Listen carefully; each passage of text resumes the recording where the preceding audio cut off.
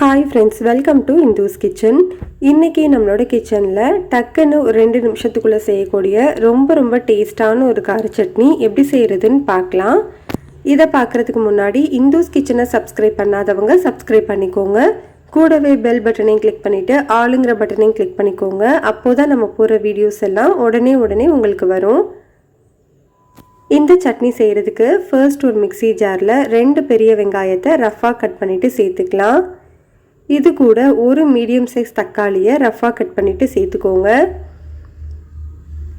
இதில் இப்போது 2 பல்லு பூண்டு, ஒரு சின்ன துண்டு இஞ்சியை இந்த மாதிரி சின்னதாக கட் பண்ணிவிட்டு சேர்த்துக்கலாம். ஒரு சின்ன துண்டு புளி சேர்த்துக்கோங்க. தக்காளி சேர்த்துருக்கிறதுனால புளி கொஞ்சம் கம்மியாகவே சேர்த்துக்கலாம். காரத்துக்கு 5 வரமிளகாய் சேர்த்துக்கிறேன். உங்களோட காரத்துக்கு ஏற்ற மாதிரி மிளகாயோட அளவை அட்ஜஸ்ட் பண்ணிக்கோங்க. இது கூட கொஞ்சமாக கருவேப்பிலை சேர்த்துட்டு சட்னிக்கு தேவையான அளவு உப்பு, 1/2 டீஸ்பூன் கல்லுப்பு சேர்த்துக்கலாம். இப்போ இதில் கொஞ்சமாக தண்ணி ஊற்றி நல்லா ஸ்மூத்தான சட்னியாக அரைச்சி எடுத்துக்கலாம். இந்த அளவுக்கு நல்லா ஸ்மூத்தாக அரைச்சதுக்கப்புறமா இதில் 1/8 டீஸ்பூன் அளவு சீரகம் சேர்த்துக்கலாம். இப்போ இதை ஒரு 30 செகண்ட் மட்டும் அரைச்சி எடுத்துக்கோங்க. சீரகம் சேர்த்து அரைக்கும்போது நல்ல வாசனையாகவும் டேஸ்ட்டாகவும் இருக்கும்.